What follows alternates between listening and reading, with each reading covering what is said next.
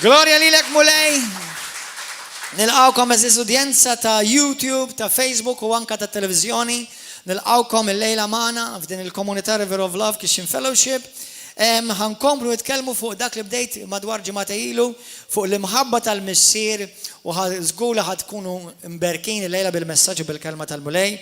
Nixtieq inselli naf li hemm ħafna jseguna mill-Awstralja, Maltin mill-Awstralja, mill-Amerika wkoll, minn ġewwa l-Italja, nsellem ukoll għal xi aħwa li qegħdin f'pajjiżi oħrajn imma nukli ngħidilhom bil-Malti għax naf li mhux Maltin, issa hekk għal rita da filgħodu ngħidilhom bil-Ingliż.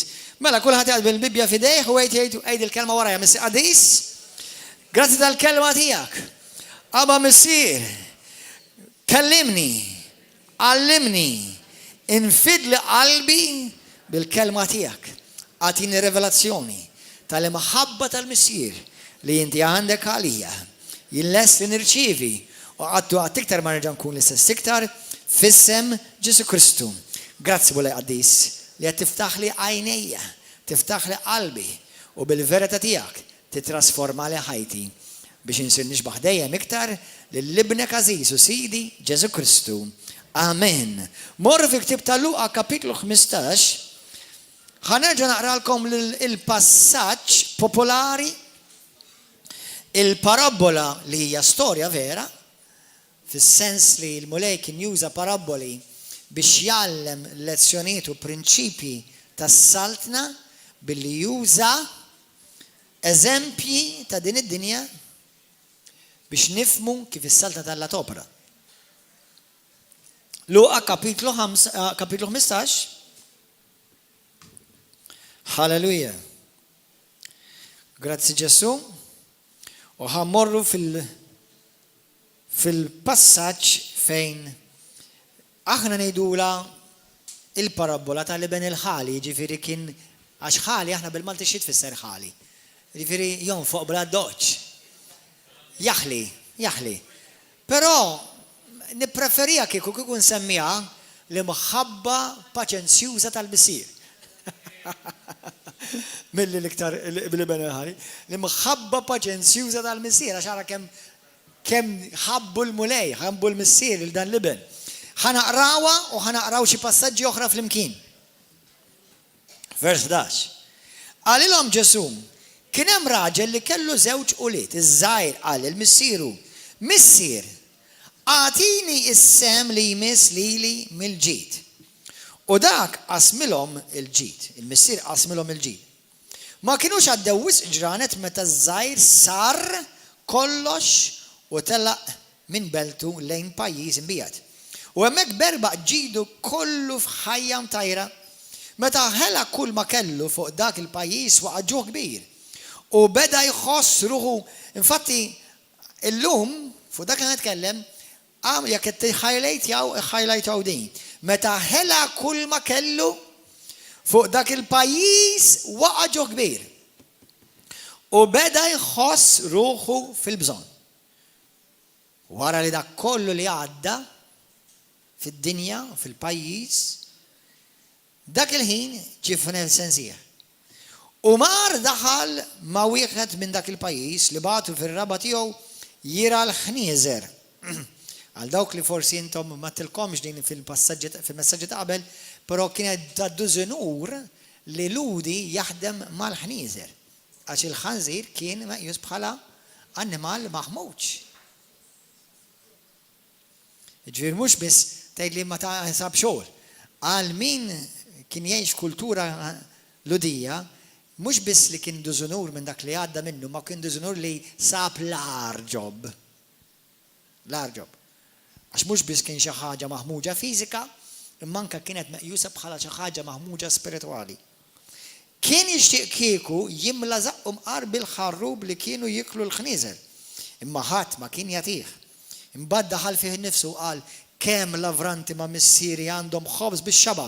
Din l-iskrittura kont għamiltilkom daqsxejn highlight fuqha fl-ewwel lezzjoni għax għalkemm din il-passaġġ li titkellem fuq l-imħabba tal-missier lej uliedu, però l-Bibja tgħidilna anke Alla huwa għani fil-ħina tiegħu lej il-barrani.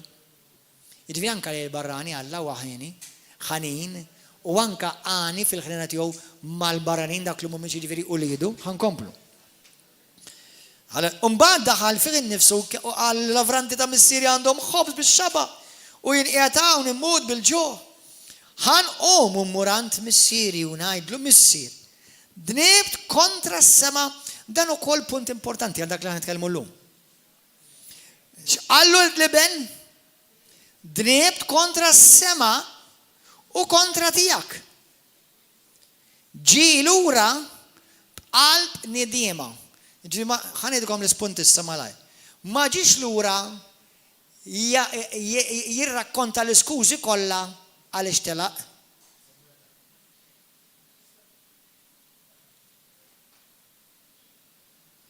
Ġi lura b'qalb nidiema, niedma jirrealizza kif żbalja. Mhux ġi lura u jgħid il-missuru ma ħanilek għaliex laqt. Għax inti għamiltek, u għax inti għamiltek. Ġi lura għal nidma. Ħafna nies ma jistax iħossuhom komdi fid-dar tal-missier għax qatt ma ġew lura hekk. Ġew lura jwaħħlu falla, fil-knisja, fil-għaxer, fil-griter, fil-djaknu, fil-paster. Allora qalbhom qatt ma straħe. Għalhekk l-Iskrittura tgħidlek fil-Proverbi 28 tgħidlek jekk inti ma turix indiema, nbietek ma jistgħux jiġu maħfura, anke meta aħna ngħidu sorry.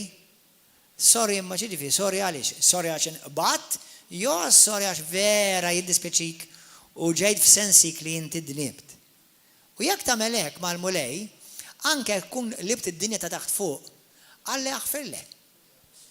Alla jaħfirlek. Missier dniebt kontra s-sema u kontra tiegħek. Ma jisħoqlix iżjed nissejjaħ ibnek. Dax beda jaħseb hu, mhux qallu l-missier. Żommni wieħed bħal wieħed mill-lavranti tiegħek, għamu telaq għalant missieru. Iżda kif kien għadu fil-bot, missieru lemħu u tħassru.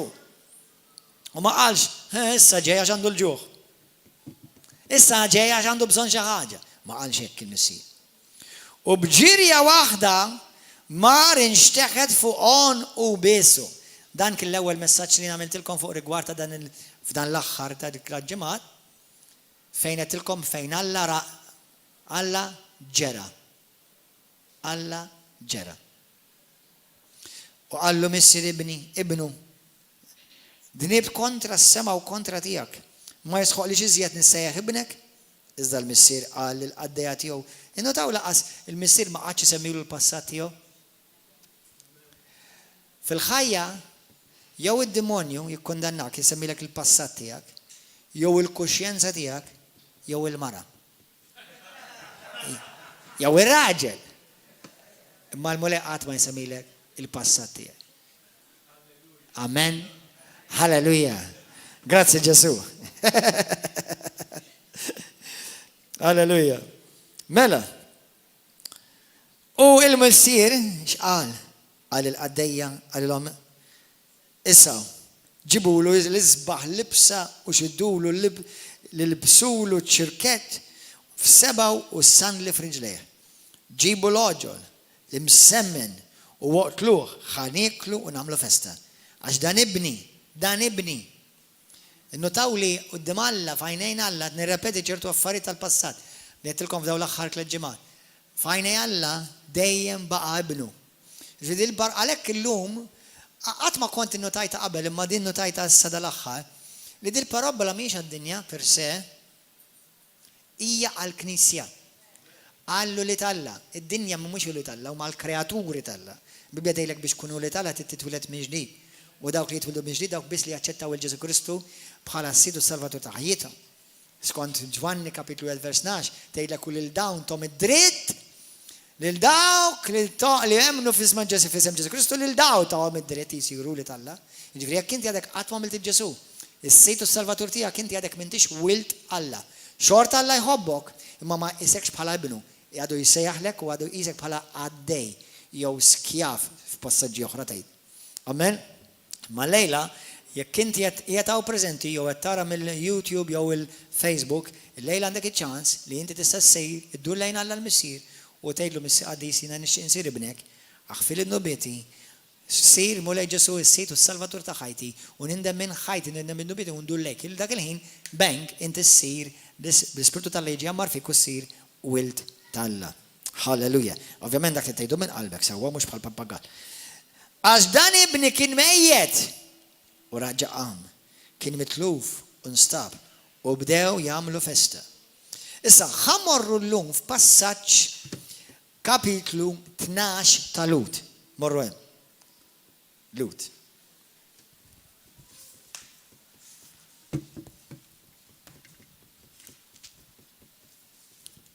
Lut 12. Lut kapitlu 12. Halleluja. Il-Missier irrid jirrevela l-imħabba tiegħu lejn ulidu. Eżis aħwa, meta bdejt nitkellem fuq dan il-messaġġ, bdejna f'Efesin kapitlu 3.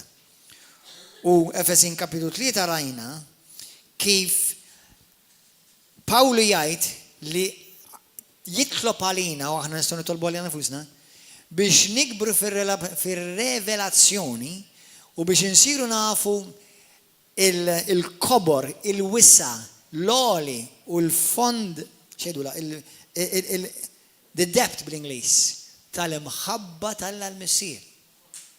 Meta inti ssir verament taf l-imħabba tal-Missier, u mbagħad tasal għall-milja ta' Kristu. Infakkarkom għal dak li ma kontux magħna li Ġesu huwa l-espressjoni eżatta tal-imħabba tal-Missier. Jiġifieri jekk inti titħara kif Ġesu, kif Alla l-Missier jitrattak illum, ħares lejn kif Alla tratta lil Ġesu. Qabdu għadi? U ħares kif Ġesu jitratta lilek. Moħkom hawn.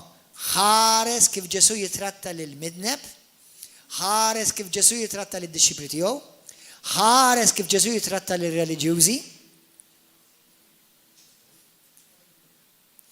Reliġjużi mhux għax kienu reliġjużi, għax kienu self-righteous.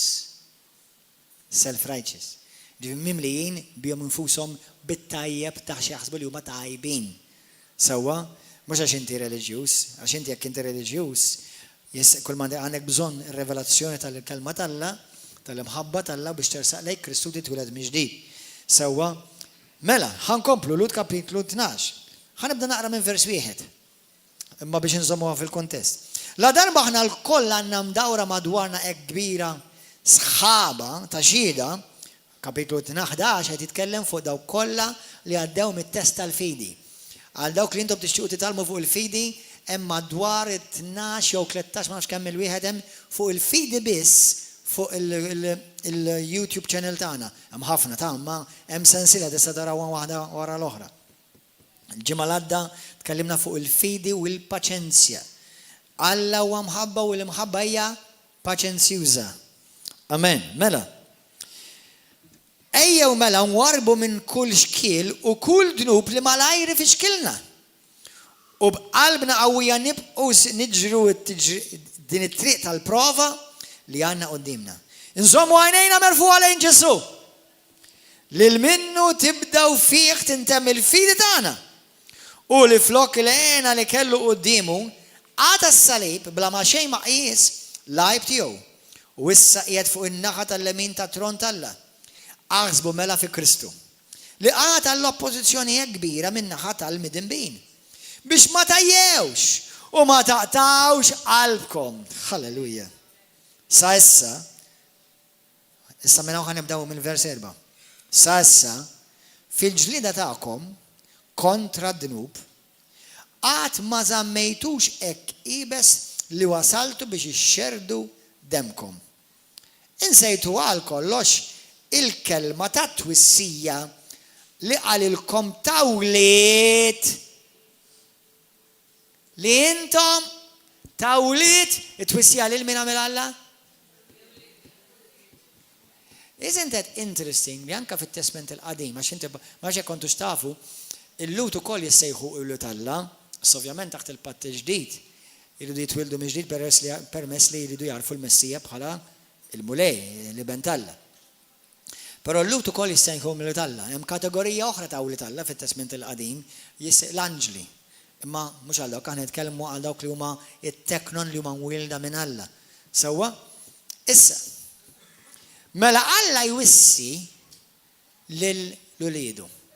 U aħna naraw it-Testament il-Qadim, meta jibgħat xi profeta biex iwissi mhux id-dinja, il-poplu tiegħu stess. Amen. Kemm minnkom intom ulied Alla ulidi? Kemm minnkom missierkom Alla tas-sema huwa missierek? Mela xi darba oħra ħajtik twissija l-mulej. Ħankomplu. Ibni jew binti wkoll. La twarrabx it-twiddib tal-mulej. La twarrabx it-twiddib tal-mulej. U la taqtax qalbek meta jċanfrek. Mela Alla mhux imħabba, zizi, gui. Sometimes, but not always. La taqtax qalbek meta jċanfrek. Għax il-mulej widdeb lil min jobot.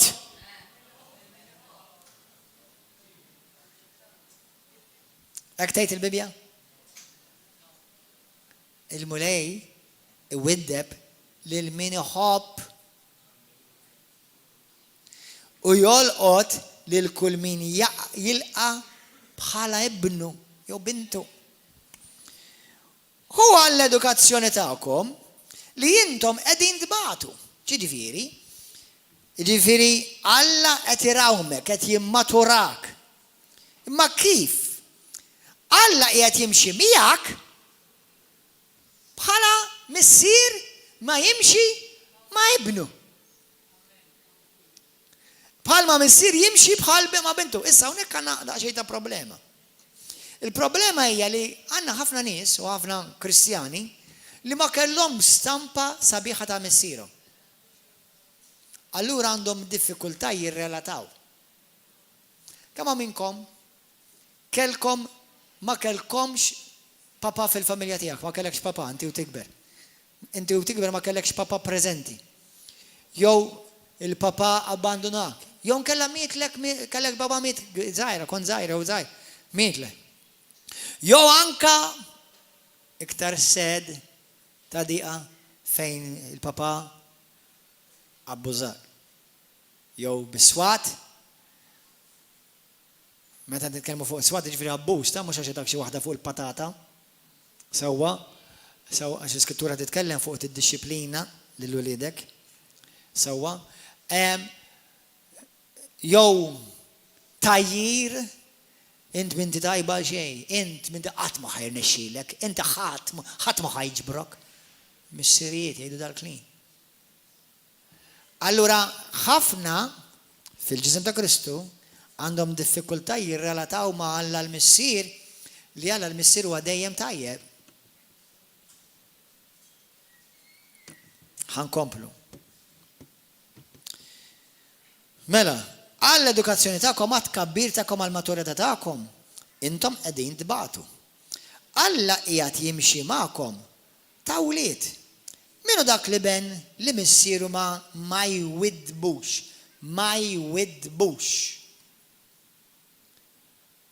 Jekk intom tibqgħu bla twiddib bħalma kellhom l-ulied kollha, jekk intom tibqgħu bla twiddib bħalma kellhom l-ulied kollha, intom tkunu iskom tfal ta' ħadd ieħor.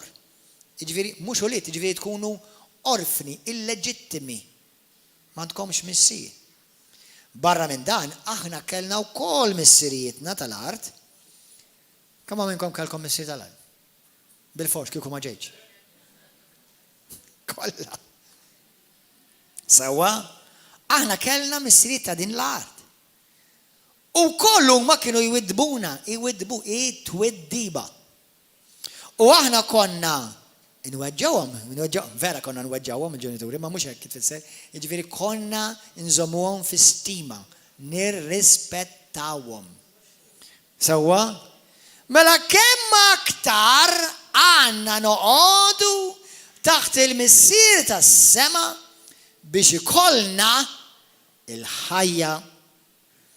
Dawn il-ġenituri tal-art jew il-missiriet tal-art ma nafx hekk intom xattunaw, kemm minnkom temnu li l-Bibja ma titkellimx dak li tajt il-Bibja mhux kombinazzjoni.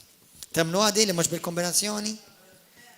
Issa, isimgħuni x'ħanejdilkom ħaġa. Naf li qabli ħajkun hawn fuq xi wħud li fuq dan l-statement li ħanagħmel mhux ħajaqblu miegħi 100%. Imma naħseb ħataqblu. Jekk aħna rridu nsegwu l-Bibja naħseb ħataqblu. Ma mokkom. Number 1, il-ġenituri it-tnejn iridu irabbu lil ulidhom it-tnejn. Għandhom bżonn il-papa u għandhom bżonn il-mama. Kulħadd jaqbel fuq dik s'issa? Mela naqblu. Imma l-iskrittura xi ħaġa interessanti sew fil-Lut kapitlu 12 u sew fil-ktieb ta' Efesin kapitlu 6 propju Alla jgħid li l-missier għandu jwiddeb lill-uliedu mhux l-omm jiddixxiplina. Isn't that interesting? Ġilina tajtu għadi li l-iskrittura tgħid li l-missier għandu jiddixxiplina lill-uliedu. Hawnhekk jgħid il-missier. Issa ismani. Għalina hawnhekk qed iqabbel kif il-missiriet ta' din dinja wkoll kienu jiddixxiplinawna. Imma hold on. Għandna wkoll missiriet spiritwali. Jiena missier spiritwali ta' din il-komunità għal baċċa kbira minnkom. Issa ismawni. La l-missier ta' dinja jiena missieri kien missier tajjeb, però ma kienx perfett. Missier spiritwali huwa missier tajjeb, ma mhuwiex perfett. Ma l-unika missier li huwa perfett huwa l-missier tas-sema. Amen. Jiġifieri anke li kieku inti kellek missierek ta' din l-art ma tantx kien tajjeb, jew kien eżemplari, il-missier spiritwali mhux qed nippretendi li ma jkunx tajjeb, li ma jkunx perfett all right, imma mhux ma jkunx tajjeb, jiġifieri ma jistax ikun missier, ma tistax tkun Kristjan u tkun ħażin. Tkun Kristjan u tkun dajjeb ikollok difijiet nifhimha, ma tistax tkun Kristjan u tkun jien naf qalbek ħażina. M'hemm bżonn tkun missier, just Kristjan. Amen. Halleluja. Imma qed ngħid dal-kliem raġuni għax il-mulej tagħna missiriet sew tal-art u sew missiriet spiritwali. Pawlu jitkellem fuqha, Pawlu jiddilja mal-Knisja bħala uliedu. Pawlu jitkellem kif uliedu wkoll jagħmlu x-xogħol apostoliku li Kristu stess u Pawlu kien jagħmel. Ġifieri dawn żommuhom f'moħħkom għax fl-Iskrittura dawn huma kollha paralleli. Issa fl-aħħar mill-aħħar missier tad-dinja mhux perfett. Speċjalment ikollok missier tad-dinja nemmen xorta waħda b'xi mod jew ieħor iħobbok, imma jekk ma jkunx Kristjan mhux ħajkollu l-erf sħiħ kif jista' jgħinek tkun verament iben u bint ta' fil-fidi. Però żommu daw, 10, skużi. Dawn kienu ġifieri missirijiet tad-dinja kienu jwidbuna kif kien jidrilhom huma għal ftit żmien. Imma Alla jwiddibna għal ġid tagħna. Kemm minnkom tudu pjaċir tiġu mwidba mill-mulej? Dik il-kelma mwidba imċanfar, ta' tfisser imċanfar.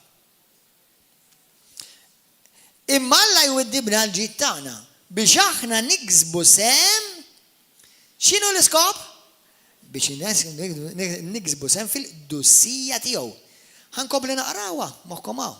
Għax dan il-kapitlu kollha jitkellem fuq il-missier u l-ulied, il-missier u l-ulied. Tassew li bħalissa kull twiddiba ma tfarraħniex. Kemm għamkom ġieli missierkom tagħkom xi twiddiba jew xi ċanfira. Bl-Ingliż rebuke. Sawa, infatti l-iskrittura tajt ħanqaraħilkom bl-Ingliż, ha. X'tajt bl-Ingliż? Rebuke, discipline. Xaġa interessanti f'Mattew kapitlu 28, kulħadd taf l-iskrittura, minn vers 28 xtejt, Ġesu xejt. Morru mad-dinja kollha u għamlu disciples. Ġifieri morru mad-dinja kollha, għamlu disċipli u għallmuhom. Dak kollu li għallimtkom jien. Il-liben xi tagħmel miegħukom? mhux għatjhom formula, għallimhom. Imxi magħhom. Urjhom bl-eżempju u bil-kliem u għajnhom ikunu poplu ta' disċiplina. Infatti jisimgħuni aħwa, hemm differenza kbira bejn wieħed li jkun jikkonverti u l-ieħor li jkun dixxiplu. Id-dixxiplu jiġi dixxiplinat biex jiġbaħ lill-missier. Id-dixxiplu huwa dak li ismawni. Fl-iskrittura darba l-oħra tilkom għal dawk li intom ġodda l-lejla u tismaw għal-ewwel darba. Kull min għandu lil Kristu huwa jissejjaħ iben Alla. Naqblu fuq għadi? Ġwanni 1 vers 21. 12-13. Ġwanni 1 vers 12-13. Kull min hu wieħed miġi jissejjaħ uliet Alla. L-ewwel Ġwanni kapitlu 3 vers 1 u 2. Araw x'imħabba kbira Alla għandu għalina li aħna nissejħu uliet Alla. Imma għax aħna minna fi Kristu Alla issa aħna tħallna fil-familja Alla nissejħu uliet Alla. Però hemm uliet Alla li baqgħu babies. Galatin kapitlu 4, baqgħu babies, baqgħu immaturi. Allura x'qed tgħid l-Iskrittura? Tgħidlek li fil-ġisem ta' Kristu għandek uliet li għadhom jaħsbu, jaġixxu, jirraġunaw, għalkemm huma uliet, ma mhux qed jaġixxu ta' uliet, qed jaġixxu ta' għaddejja, jew f'Skritturi oħra tgħidlek skjavi. It-tnejn huma uliet mill-punto di vista tal-Alla, t-tnejn huma uliet. Imma mill-aġir tagħhom mhux it-tnejn qed jaġixxu ta' uliet. Allura l-Skrittura tgħidlek Alla jiddixxiplinak biex inti tikber u ssir wilt. Wilt mhux biss bl-identità issa għax inti twilit fil-familja, imma wilt issa għax inti tant l-aġir tiegħek qed jiġbaħ tal-missier. Il-kelma bil-Grik tiftakru għax hija? Hujos. Għax daw kollha li huma mmexxija mill-Ispirtu tal-Alla jissejħu wliet, jiġifieri wliet matura li fl-emil tagħhom fi kliemhom jiġbħu lill-missier. Dak tfisser. Issa jiena u inti għal aħna kollha li aħna mwilda mill-ġdid, mhux dil komunità biss imma madwar id-dinja kollha, kull min mwiled mill-ġdid jissejjaħ wilt Alla. Imma hemm ħafna għadhom jaġixxu ta' skjavi, jaħsbu ta' skjavi. L-aġir tagħhom, il-kliem tagħhom kif jitkellmu qishom ma jafux bil-wirt li għandhom tal-missier. Il-mulej iridna lilna li aħna nikbru bħala wuliet matura fl-emil tagħna niġbħu lill-missier u dinja proċess, kulħadd jgħid proċess. U għajt il-dak taħdek, qed tiġi proċessat in.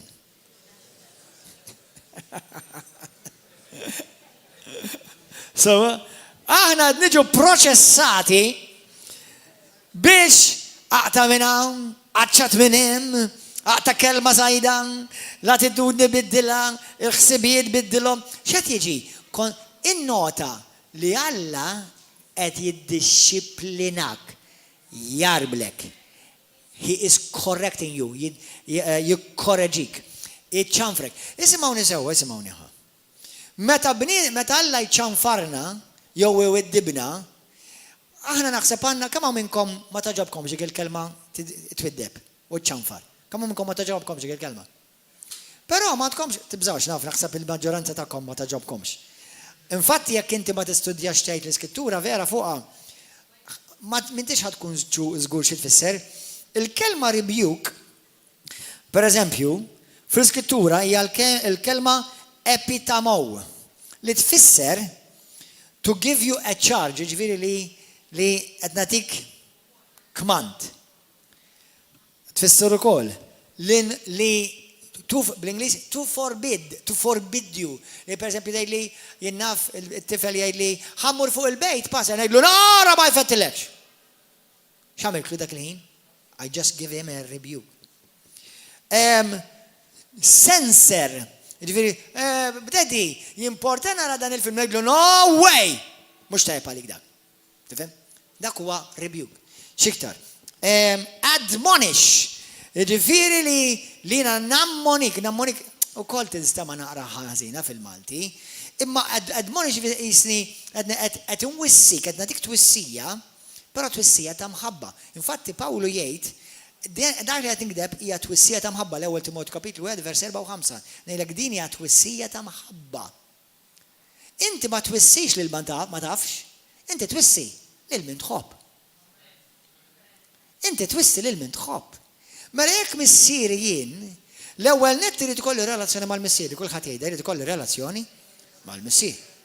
Once li jiena sirt naf l-imħabba tal-missier għalija, issa lest u kapaċi nirċievi twiddiba mill-mulej, twissija minn il-mulej, ċanfira mill-mulej, isimgħuni. Peress li aħna ħafna drabi naħseb f'moħħna bħala Maltin, nassimilaw ngħidu jekk mhux xi ħadd, jekk missieri ċanfarni tas-sema, jew xi ħadd ngħidu għal xi ħadd. Xi ħadd ċanfarni, ħafna drabi tak xi tajjira waħda nobis għalek il-ħama u l-mejtin kollha u dik ċanfira. Dik mhix ċanfira, dik tajjira. Imma aħna bħala Maltin ħsibna li ċanfira tfisser aqlalu l-ħama u aqlalu l-mejtin kollha. Dik mhix ċanfira, dik tajjira. Alla ma jajrekx, imma Alla jċanfri. Hemm differenza. Qed tifhmu? Jekk inti pereżempju għajna mill-mod. X'ħan naqbad nagħmel? Għandek il-mutur int, batt tħaltaw ġew u parket il-mutur hawnhekk. X'qed tistieden? Mhux tajjira. Qed tistenna ċanfira waħda nobis. Mhux tajjira. Mela l-bniedem talla jista' jgħajjar. Imma jista' jċanfar. Hello, anybody home? Alla jċanfarni. X'jiġifieri jċanfarni? Mela jien naf Alla, jiena naf li pereżempju ċertu films mhumiex tajbin għalija spiritualment u l-Ispirtu Sant x'għamilli? L-Ispirtu Sant jibda jinħossni vera ħażin. X'nagħmel jiena xogħol indu lejn l-Ispirtu Sant u ngħidlu iġġelniex ħażin ħażin. Hekk nagħmel? Le, dak il-ħass il-ħażin huwa iċ-ċanfira li Alla qed jgħid qed inwissik, qed dak tagħmlux, dak mhux tajb għalik. Qed tifhem u inti tirċivija biex tipproteġġi ruħek, biex tiġi protett. Għal ġid tiegħek biex inti taqsam miegħu xiex il-dussija.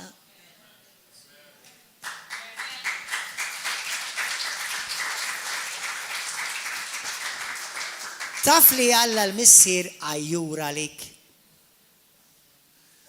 Kemm hawn minnkom għandkom tfal u pereżempju inti tajt xi ċanfira jew xi twissija lil-ibnek u ma ħadix. Mbagħad għadda xi wieħed barrani tajjilu ħada. Kemm hawnkom ġieli għaddejtu xi esperjenza bħal dik? Inni tant ngħidlek! Mela lil dak tisma' minnu lili ma tismanix. Kif tħossok? Alla jrid li aħna bħala uliedu l-ewwel ma inti ma tistax tipritka li mħabba Alla u l-ewwel nibda biċ-ċanfira, l-ewwel nibda ngħidlek kemm Alla jħobbok. Once li inti issa sekur f'dik kemm Alla lilek iħobbok, jaf li Alla inti taf li Alla ma jagħmel xejn biex ikisrek. Għax inti sekur li l-imħabba tal-missier għalik hija għall-ġid tiegħek. Alla qatt huwa kontra tiegħek. He's never going to be against you. He will always be for you and for your benefit, for your good. Jina u inti, ħankomplu naqraw il-komplement tal-passaġġ, naqrawa. Ħalli tifhmu għaliex dan. Dawn kienu jwidbuna, mela vers 10. Dawn kienu jwidbuna l-missieri tal-art, kif kien jidrilhom huma għal ftit żmien. Imma Alla jwiddibna għal ġid tagħna. Għal-ġid tiegħi. Għejd il-mulej minn qabek, għejd il-mulej widdibni. Fejn għandi bżonn widdibni mulej. Aħjar it-twiddiba tal-mulej mill-tifħir tal-għadu. Ġejda minn qalbek. Aħjar it-twiddiba tal-mulej mill-tladu jfaħħarni. Amen. Tmurx fuq l-għadu, fuq xi ħadd li m'għandux interess fuqek. Jew il-barrani ma jafekx biex ifaħrek. Taf x'ħamillek dak? Ħajibnilek l-ego. Alla qatt ma ħajibnilek l-ego. Alla kull bużieqa jifqaħħilek. 100%. Imma Alla jibnik. Taf għaliex? Għax Alla jrid li fl-aħħar mill-aħħar jiena u inti nirriflettu l-imħabba tal-missier fuq din l-art. Nirriflettu l-imħabba ta' Ġesu Kristu fuq din l-art. Nirriflettu l-qawwa ta' Ġesu Kristu fuq din l-art. Dak li jrid il-mulej minna. Hallelujah. ċanfira meta għalhekk welcome Lord, I welcome your discipline. Anka meta aħna ngħidu ġudizzju, ħafna midrabi aħna għandna il-perspettiva żbaljata meta ngħidu ġudizzju, għax ġudizzju ma jfissirx ġudizzju tfisser miżin. Alla qed jarblek. Dik tfisser ġudizzju. Mhux kundanna le, kundanna totalment differenti. Għalhekk il-Bibja tgħidlek għal dawk li huma fi Kristu Ġesu m'hemmx iktar kundanna, mhux m'hemmx iktar ġudizzju. Jien kontinwament niġi ġudikat. Apparti x'jaħseb il-barrani fuq, laqas dak għandna nkalkula, l-Ispirtu Santu jiġġudika kif jarblek. Għaliex? Għax qed jaħdem fik, qed jedukak, qed jiddixxiplinak, qed jiffurmak, qed jasrek biex toħroġ il-glorja tal-Alla minnek. Ħalli jidher il-Missier ġo fik, halleluja. Ħalli meta jduquk id-dinja jduqu l-Alla l-Missier. Thank you, Jesus. Ħankomplu. Imma Alla jwiddibna għal-ġid tagħna biex aħna niksbu f'sem fil-qdusija tiegħu. Tassew li bħalissa kull twiddiba. Ma tantx nidu pjaċir biha. Imma tnikkitna. Iżda mbagħad lil dawk li jkunu tħarġu biha. Troddilhom il-frott tal-ħajja mimlija bis-slim u l-ġustizzja. Ismawni aħwa, taf li l-ħajja tal-Alla diġà tinsab fik? Taf li inti diġà ġustifikat qudiem Alla? Mela x'tagħmellek id-dixxiplina tal-Missier? X'tagħmellek meta Alla jwidbek u jiddixxiplinak? Jibda joħroġ ġo fik, minn ġo fik. Joħroġ il-karattru tal-Alla minn ġo fik issa. Issa jibda il-paċenzja, is-sabar, il-ħniena, it-tjubija. Jibda jarblek, jibda jqattak, jibda jnaqqaxlek, jibda jneħħilek it-truf żejda. Bħalma nagħmlu xi figura. Sewwa? Ħankomplu. Mela, jiġifieri, għaxejn bl-Ingliż jgħidlek that yields the fruit of righteousness. Jiġifieri, li inti you are already righteous, inti diġà ġust fi Kristu. L-Iskrittura tgħidlek li aħna diġà ġusti fi Kristu, ġustifikati fi Kristu. Imma d-dixxiplina u t-twiddib tal-mulej x'jagħmilna l-Missier. Li meta aħna niġu mwidba, għax Alla jħobbna, kulħadd jgħid Alla jwiddibni, Alla jiddixxiplinani, Alla jċanfarni, għax iħobbni. Alla ma jkissirnix. Mela għax iħobbni x'jagħmel?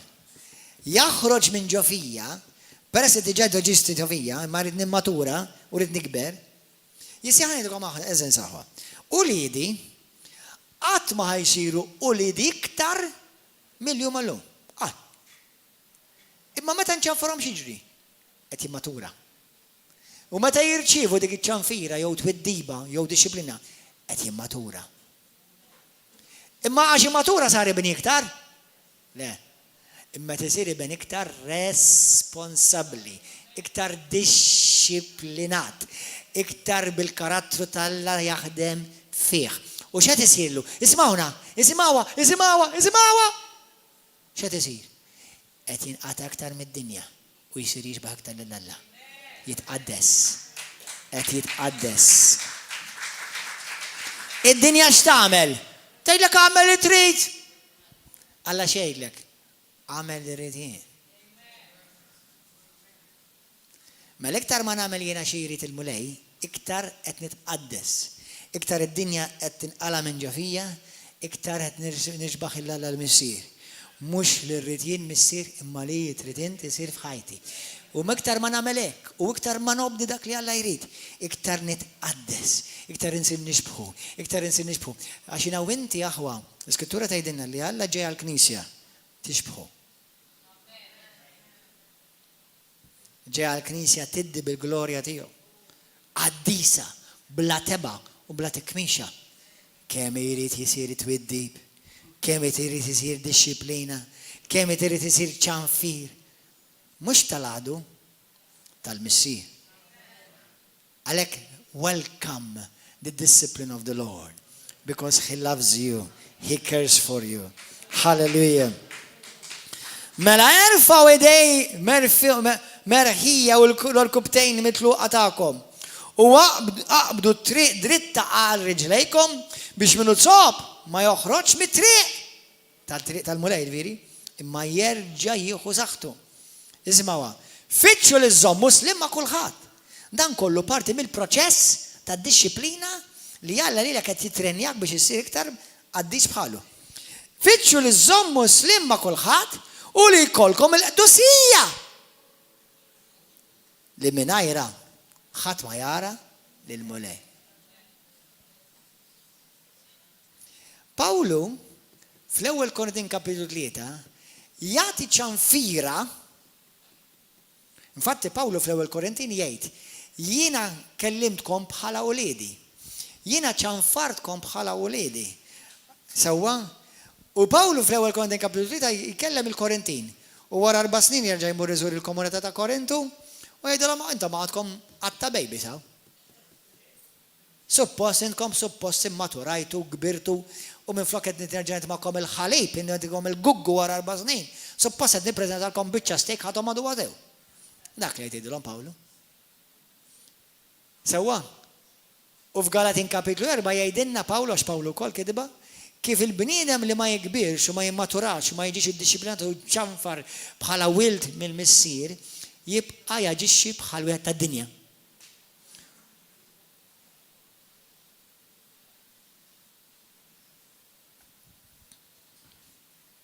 Qed taqbdu xi ħaġa saħwa.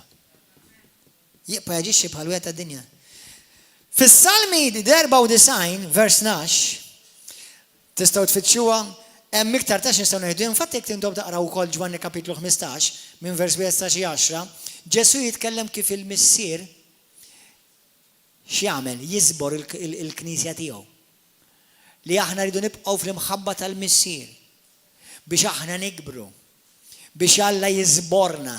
Immaġina inti biċċa pjanta. Ġieli meta taqtaw xi pjanta u tiżbruha, tittaqaġtilha l-affarijiet. Aħna nqaxtu il-għalfej biex noqtluha jew biex tikber iktar u tiħurruh. Il-mulet jgħidlek jiena tinqaċċatlek il-frija żejda minn ġo ħajtek u l-weraq ħażina u l-eruq biex inti tiħurruh. Biex inti tista' tikber u tagħmel il-fjuri. Halleluja.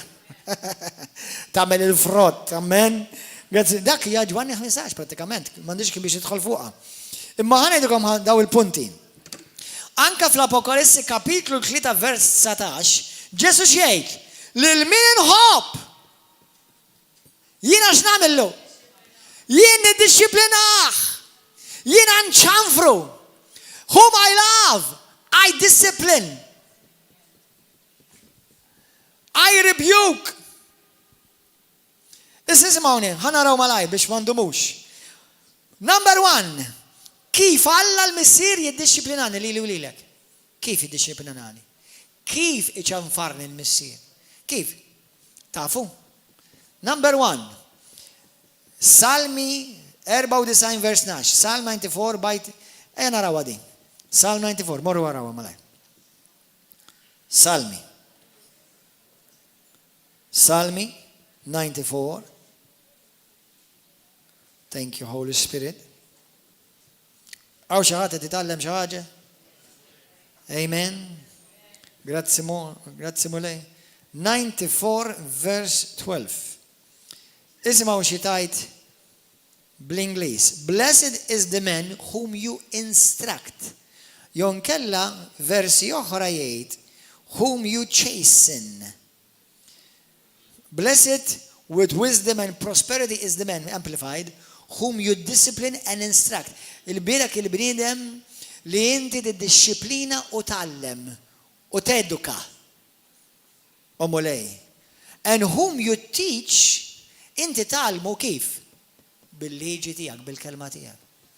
Ma number 1, eżazaxwa, neħwa minna moħkom, Alla ma jiddisciplinakx bil-mart. ħatma għalaj minn, xlif wahda, zaħira, wada. Alla ma jiddisciplinakx bil-mart. Alla ma jibaċ mart. Alla mux ħajqabbat id-demonju biex jeduka l-ulidu. Hello. Mux ovvja. Għet iċċabċab, għet iċċabċab, ejja, sis. Klieta, erba. Mux vera. Meta jek xaħat iġi jgħid li Alla tiddixxiplina bil-marda. Ġifiri Alla l-missir ma kienx kapaċi, qabbat l-demonju biex jagħmilha. No. Għodu attenti jaħwa. Alla ma jiddixxiplinax bil-mart. Alla ma jiddixxiplinax bid-disgrazzji. Jitfak ġa xi accident tal-karozza u jwaħlek u jisabtek maħajt. Hello! Dak mhux Alla taħwa. Ġesu qalu ċaru tont jien ma ġejtx bħal xitan naqret inkisser u noqtol, jiena ġej biex nagħti l-ħajja u l-ħajja bil-kotra. Ġesu dak. Amen. Halleluja. Mela number 1. Ġesu Alla l-missier ma jiddixxiplinaniex u laqqas id-didma jidu billi batinna xi marda jew xi disgrazzja. Dak mhux ix-xogħol tal l-missier. Ftakar il-mulej xejdinna f'Mattew kapitlu 7, Luqa kapitlu 11, xejdinna l-mulej, jgħidinna intom il-missieri tad-dinja, ħsiena, u kol tafu tagħtu għoti tajba lil ulidkom. Kemm aktar il-missier tas-sema jagħti għoti tajba lil uliedu. Mart tajjeb, disgrazzja tajba, xi demonju u xi saħta, xi mawmul dak tajba. Eżatt. Mela dawk l-affarijiet ma jiġux minn Alla l-missier fuq uliedu. Ma għodu attenti, mux ħadħol fija di, hemm missier ieħor. Ġesu kolli sejjaħlu missier. Il-missier tad-dinja, il-missier tal-gideb, il-missier li kien qattil u giddib mill-bidu. Dak missier tajjeb, joqtol u jweġġa u jittortura lill-uliedu. Ma l-missier tas-sama mhux hekk. Alla huwa tajjeb u tajjeb dejjem. Il-missier huwa tajjeb dejjem. Halleluja. Amen. Number 2. Alla kif jiddixxiplinana? Alla jiddixxiplinana hawnhekk fejn xi wħud iħosshom naqa' nervużi. Imma ħanarawha morru malajr hemmhekk fit-2 Timotju 4. 2 Timothy chapter 4. Ejlu Spiritu Santu kellimni. Halleluja, kif jista' jkun kollha kemm minnkom jgħidu għadik, mhux waħda biss. Il-2 Timotju kapitlu 4, isimgħuha vers 2. Dan Pawlu, ovvjament ispirat mill-Ispiritu Santu, qed jgħid lil Timotju, Pastor Timotju, x'għandu jagħmel. X'għandar il-kelma. Insisti f'waqtu u barra minn waqtu. ċanfar. Widdeb. Wissi. U ħafna paċenzja.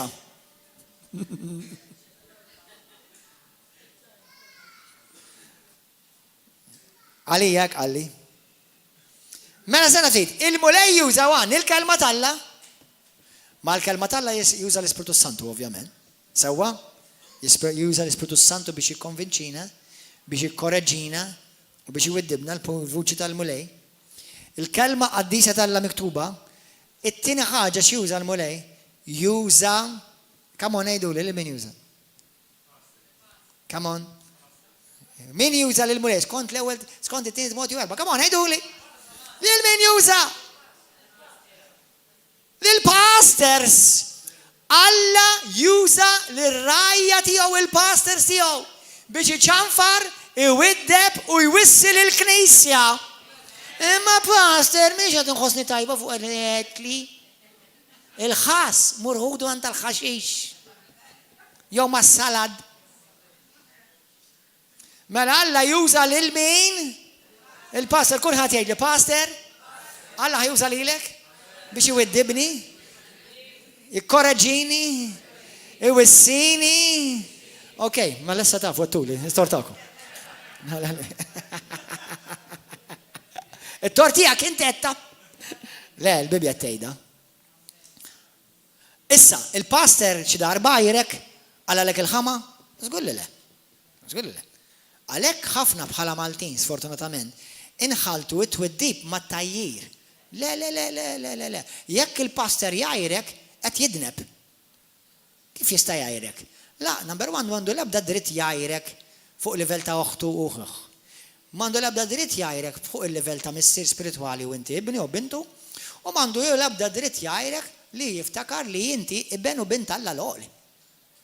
Mandiġ dritt najrek jien. Mandi responsabilta, mux dritt biz, responsabilta, l-inwidbe, l-inċanfrek. Imma toħduhiex ħażin għax ħafna jaħsbu għax iċ-ċanfar tfisser taqbad u tajjaru. Le. Ftakar xi tfisser il-kelma twiddeb. Tfisser il-kelma biex tikkonvinċi li turi li xi ħadd li qiegħed fi żball. Issa hawnhekk lil Pawlu qed jgħidlu ċanfar. Fejn ċanfar, pereżempju, jekk xi ħadd qed jgħallem dottrina falsa. Ħanċanfrek. Mhux ngħajrek.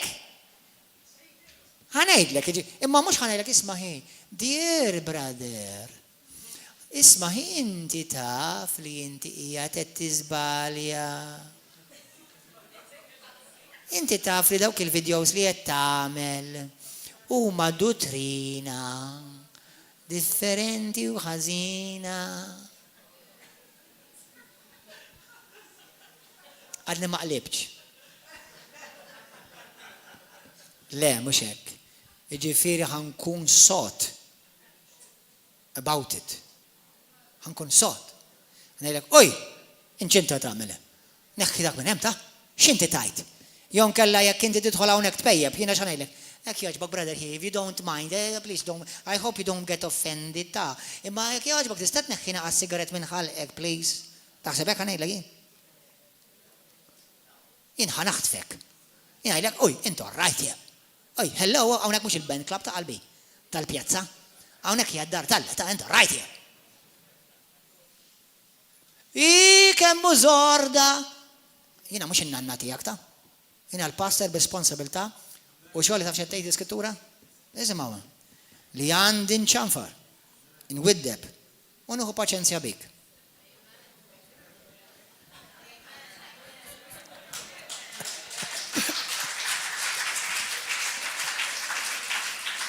Qed tarawha l-iswed fuq l-abjad. Mhux il-ħajt irid inċanfar lill-Knisja. Imma aħna noħduha ħażin għax ma nifhmux il-kelma ċanfar. Aħna ħsibna li ċanfar tfisser li jaqbad u għatik ħasla minn fuq s'isfel. Le ma tfissirx hekk. Lina ħantik twiddiba soda, ħangħidlek oj, ħanġebbidlek widnejk. Sewwa, xi ħud ikolli ngħidilhom ħanaqta' line, you're out, you're in. Għax issa l-paċenzja, il-fiskun tal-paċenzja miegħek spiċċa.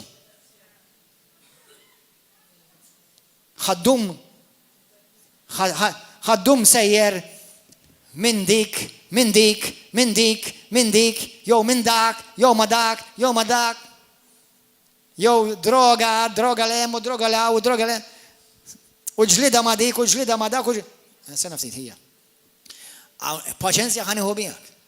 Pero jekk inti ħatamel xi ħaġa li ħaġġib tifrik fil-Knisja issa rid noħsib ħadd ieħor mhux lilek biss.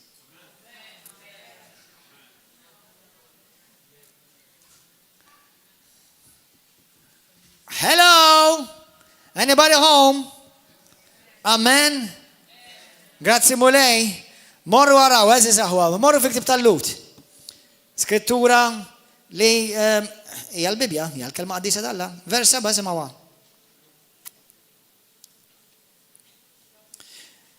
Vers 7. Skużi, ma kontux tafu, ma battux ispirtu. Vers kapitlu 13, vers 7. Ftakru, f'dawk li jmexxukom, dawk li waslulkom il-kelma tal-Alla. Aħsbu fuq it-twim ta' ħajjithom, imxu fuq l-eżempju tal-fidi tagħhom. Sewwa, issa mur vers 17. Ftakar, jekk il-pastor qed jagħmel xogħlu, tħares lejn il-pastor, ħares lejn għall-missier. Għax inti mhux il-pastor titixbaħ lill-Alla. Titixbaħ il-Kristu. Ġifieri jekk il-pastor u li mu l-pastor jagħti twiddiba, ċanfira jew dixxiplina, għaliex dak biex tixbaħ il-pastor? Biex tixbaħ lill-Alla. Biex tixbaħ lill-Alla. Sewwa? Jiena nista' nċanfru l-pastor. Nixtieq nċanfrek waħda pastor, hawn xi ħadd jiġi ċanfarni xi waħda. Isimgħuni. Believe it or not, ma tistax. Fl-ewwel Timotju tgħidlek ma tistgħux iċċanfru pastor. Issa tista' tkellmu l-pastor 100%. Tista' tgħidlu isma' pastor u konti jiena pereżempju dik nagħmel hekk, għalax taħseb fuqha? Tista' dak tam tista' tagħmlu. Imma ċċanfar ma tistax. Għaliex? Għax l-iskrittura iċanfar dejjem il-missier li l-idu, qatlu lek l-missier. Qed tifhmu? Imma waliedi sallum il-ġurnata. Qalu li xixtiqu jaraw differenti fija. Amen, 100%. Sawa? Imma mhux ħajjiġi fuq jgħidli, Daddy, you this, and this. Ngħidlu, shut up, sit down and don't get out of line. 100%. Disciplina minant missier lej uliedu hija mħabba. Rebuke min missier lejn ibnu hija mħabba. Rebuke min iben lejn missier hija rebellioni.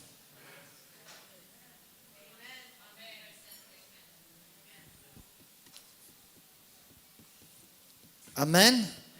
U għaw, issa jina meta missieri tad-dinja ġieli ċanfarni, aċċettajta, mhux bil-fors kienet sabiħa, ma aċċettajta.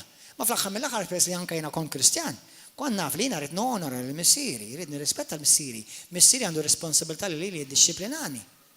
Amen? Ma tantx intom entużjasti fuq dat tal-jiem, dara?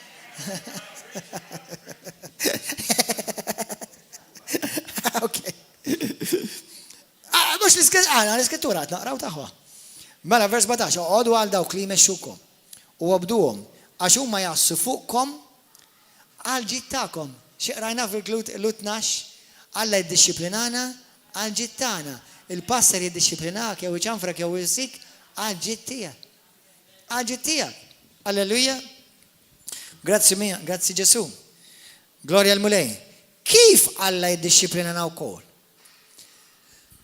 Xi ħaġa interessanti, moħħkom jekk Alla ma jasalx bil-kelma u ma jasalx bil-pastor, ħajasal bid-dinja. Issa jekk intom taqraw il-Bibja u tħarsu meta Iżrael ma semawx minn Alla l-missier, lil min ħalla biex jiddixxiplinhom? Il-Faruni. Liben li nsejħulu l-ħali. Kif spiċċa d-disciplinati li mħabba tal-missier, mid-dera ma d-disciplinatux biżejjed, mhux għax mħabba t-tor tal-missier, għaxu qalbu ma kienx miftuħa biex jirċievi. Il-kelma tal-missier ma d-disciplinatux biżejjed, ħalla l-ħnieżer jiddisciplinaw. Ħalla l-ħnieżer iġibuh f'sensieħ. U naraw l-istorja tal-umanità, aqra minn Ġenes il-qudiem, kif meta l-poplu tal-mulej ma jismax bil-profeti tal-mulej, jgħidu la morrajt, ma lessa d-dinja, ma lessa nħalli fidej d-dinja, t-disciplina komi. U ħanajdlek, id-dinja għatmija kind mawli Alla. The world is never kind with the sons and the children of God. Għalek ngħidilkom il-qaw id-disciplina tal-missier. Sew jekk tiġix diretta mill-kelma, jew l-Ispiritu Santu, jew il-pastor tiegħek. Għax jekk ma tirċivihomx minn dawk, mela Alla biex inqala ħajn qiegħda bil-boss biex jiddixxiplinak. Ħajn qiegħda biex tgħaddi minn staġun fejn inti laqqas tista' taffordja biċċa ħobs. Ħajn qiegħda minn żmien fejn inti ma tistax tieħu ruħ. Inti ma smajtx mill-kelma, ma smajtx mill-pastor. Taf kemm hawnhekk turrun, bis-seta dinkom, u nwissihom u ngħidulhom tagħmel x'hekk, isma' minni għal ġid tiegħek għax ħadbati. U ħafna hemm min semgħu u jgħidu li grazzi pastor, qed naftakar f'koppja bħalissa. Qabel ma żewġu, l-ewwel kont qedlu ma rridekx iżżewweġ għalissa. Sema' minni. Kont qedlu jridek tgħaddi staġun ta' preparazzjoni sewwa. Għalli all right pastor, nisma' minnek. Għatlu t-tagħmel ċertu fordni fil-ħajtek qabel ma tiżżewweġ. Għalli, grazzi moli għal-moli. Ma nafx kux jgħataw dak il-brade. Jiġu hawnhekk. Għadda żmien, għatlu issa tista' tiżżewweġ. Wara lilu lill-Marti jiġu jirringrazzjawni jgħidu pastor. Imnalla smajt minnek. Imnalla smajt minnek. Imnalla smajt minnek. Kellu ħafna komplikazzjonijiet. Bil-maqlub hemm ukoll. Intom xabina xieċin. Imma pastor taf kemm inħobba pastor. Ftakar that before you get married, love is blind. Once you get married, all your eyes are open wide.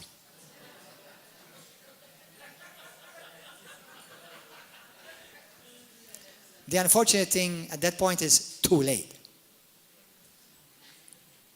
ħabib tiegħi l-Amerika sab waħda l-ossu kieku sabiħa minn barra tal-ġen u kien fih ġuvni wkoll.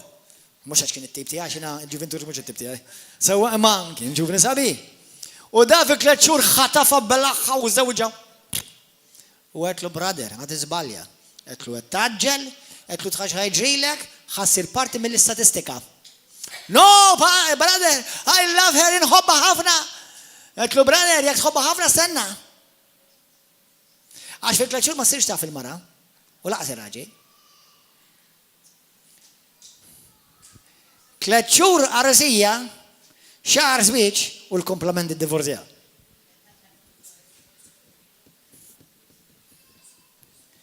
Alla tal-pastors lill-ġisem ta' Kristu biex juru l-imħabba tal-missier. Però jkun hemm ċertu ċebet tikka li ma jisimgħux mill-missieri ċorta waħda. Għamel int qalbi, inti tħaffer il-ħofra u inti tinżel fija. Anżel int. Allura ilqa' ċanfira tal-missier tas-sema li jiġi bilek bil-kelma, mill-Ispiritu Santu u mill-pastor. Jekk ma tismax minn dawk, ħajkollok idduq id-dinja. U d-dinja ċanfrek. U d-dinja mhix ħadkun ħanina miegħek, 100%. Amen. Halleluja. U Alla juża iċ-ċirkustanzi. X'għamel ma dat tifel il-ħali? Iċ-ċirkustanzi ġabuh fuq saqar, ġabuh ħarku bdejja. Iċ-ċirkustanzi. Dik kieku sama minn missieru mill-bidu, dik il-parabola kienet tkun differenti. Xorta kien jibqa' ibnu, ma kellux għalfejn jisir riħa ta' ħanżir. U jispiċċa jgħir għal ħannieżer. Għall-ikel tal-ħanżir tgħir għarax level ta' qata biex tispiċċa tgħir għall-ikel tal-ħanżir. Imma ċertu nies jekk ma jduqux l-ikel tal-ħanżir qatt ma jiġu f'sensjoni jmorru lura lejn dar il-missier. Eżis aħwa. L-iskop huwa di li inti ssir tiġbaħ il-Alla, praise and worship team come. Anka ċertu eżis aħwa. Jaħasra, jekk kien taf li jekk ħanidilkom, da mhux qed ngħidilkom għalija għax jiena ma ħanuħu xejn minn dak li ħanieħu issa, ħanidilkom issa. Jekk tisma' mill-pastor tiegħek spiritwali, Alla jbierkek. Alla jonorak. Bis-serjetà ngħidlek. Alla jonorak. U għandha ħafna testimonjanzi f'din il-komunità.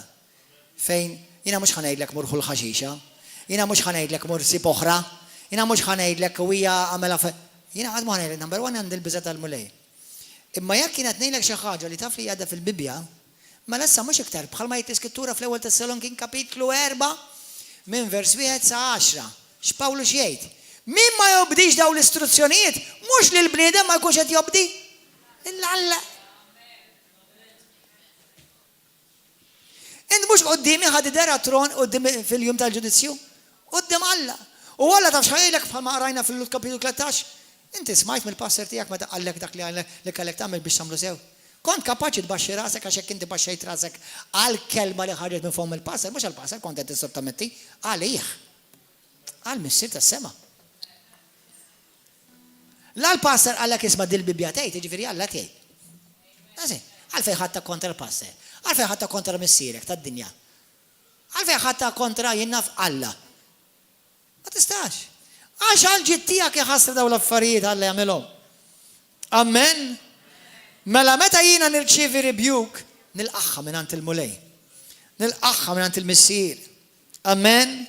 Alla juża wkoll il-ġenituri tiegħek. Ħajjelkom aħwa.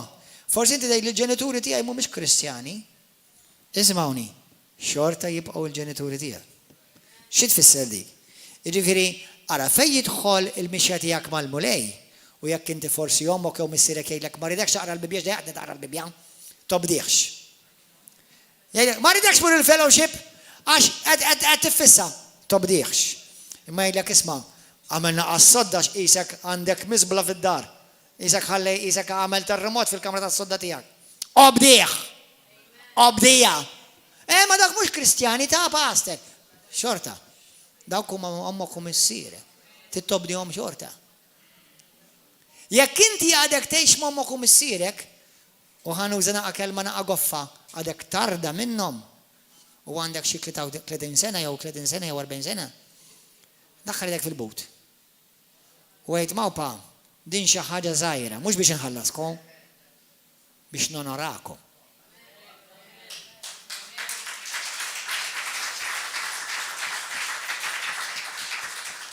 Qed tifhmu aħwa,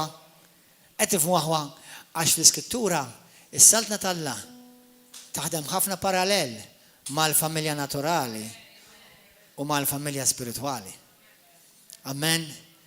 Jiena u inti Alla jara kif qed naġixxu ma' xulxin. Alla jara kif aħna nonoraw l-Alla l-Missier billi aħna noraw il-missirijiet spiritwali fil-ġisem ta' Kristu. Nonorawhom. Unżomm f'moħħi li missier spiritwali mhux perfett, imma jekk jgħidli kelma tal-ġid u mill-kelma mela mhux huwa qed jgħidili mela Alla tgħidili. Mela mhux huwa qed jgħidili. Qed tifhmu? Għalhekk Alla l-Missier jgħidilna jekk inti għandek xi ħaġa kontra ħuk, jew ħuk għandu kontra tiegħek. Mur, iffaċċjah, kelmu. Tifhmu? Għaliex? Għax dak huwa kelma tal-Missier. Għax il-Missier jgħid irid il-ulidu maqudin, mhux jagħtu u jitqabdu u jgħajru lil xi. Dak huwa l-Missier. Alla l-Missier jrid l-għaqda fil-familja tiegħu, fil-familja immedjata di u fil-familja kollha ta' Malta u Għawdex bħala Kristjani. Ma jfisirx li kulħadd ħajġi taħt Pastor Gordon jew taħt xi pastor ieħor, imma aħna kollha għandna l-istess Missier tas-sema. Amen. Allura għalhekk inti qatt ma tgħajjar il-ħuk, qatt ma tgħajjar il-oħtok, qatt għax għandkom l-istess Missier. Amen aħwa. Amen. Irċivejtu xi ħaġa llejla. Halleluja. Grazzi Missier. Alla l-Missier irid jibnik u mhux irid ikissrek. Alla l-Missier irid ifejqek mhux imardek. Alla l-Missier irid jirriforma fik l-xbija tiegħu biex inti tgawdi mill-birt bħala iben matur, iddixxiplinat, imwissi sewwa, marbul sewwa, immaturat sewwa, itrenjat sewwa. Halleluja. Grazzi mole qadis. Ejn tolbu aħwa. Kulħadd ibaxxi rasu.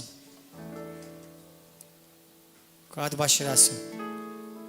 Tkellem għal-mulej stess fejn inti. Jekk inti l-lejla qiegħed hawn tgħidli passer dik il-kelma kelli bżonn nismagħha, olli dek kun sinċir. Enitek dil-kelma vera. Amen. Kolla kemm aħna għandna bżonn nisimgħu aħwa. Hija l-kelma tal-mulej. Amen. U jekk aħna vera qed ngħixu f'daw iż-żminijiet, Alla tippreparana biex aħna nkunu r-riflessjoni tiegħu. Amen. Lill-Bibja xejlek meta hu ġej, aħna nkunu bħalu. Mhux bħad-dinja bħalu. Bħalu. Amen.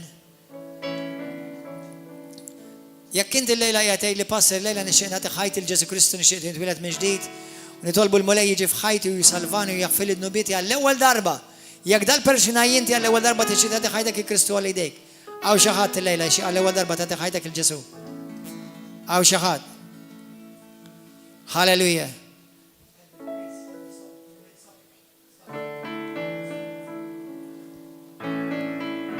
Kulħadd ibaxxi rasu jitlob miegħi issa stess. Għidlu Missi Qaddis, għidilhom minn qalbek, għidlu Missi. F'isem ibnek Ġesu. Li tolbok taħfirli fejn jien inqastek bħala iben lejn il-Missier. Mulej, kompli jarbilni, kompli ddixxiplinani, kompli widdibni, kompli ittrejnjani biex jien naqsam il-qdusija tiegħek. Għax inti dejli l-Iskrittura li mingħajr qdusija ma nistax nara l-wiċċ Alla u jiena rrid nara l-wiċċek mulej. Allura kompli widdibni, kompli trejnjani, kompli qaċċat minn ġo fija dak li mhuwiex Alla l-Missier. Ġesu, irrenja int f'ħajti bħala Sidi u s-Salvatur tiegħi. Fejn jien inqastek jew inqast il-missieri tal-art jew il-ġenituri tal-art, aħfilli. Fejn jiena fl-ignoranza tiegħi inqast il-missier spirituali jew il-pastor tiegħi. U kol aħfilli. Fejn jien inqast il-ħuti aħfilli mulej. Nirċivi l-maħfra tiegħek u grazzi tal-Ispiritu Santu li qed jaħdem fija issa stess. Prezzjuż Spiritu Santu, id-dem tiegħek jaħsilni Ġesu u jnaddafni minn kull teba. Millum il-qudiem niddikjara li jiena iben fid-dar tal-missier u nilqa' it-twiddib tal-missier biex insir dejjem nixbaħek dalilu. Għal-glorja tiegħek mulej. Halleluja. Amen. Għatu ċabċiba kbira lil-mulej. Għal daw kolla li intom maħna għedin fuq YouTube il-lejla, il-paċi maħkom, God bless you. Daw kolla li intom fuq Facebook, paċi maħkom, narawkom il-ġimgħa d-dieħla jew nkella da fil-ħodu flasha. God bless you. Everybody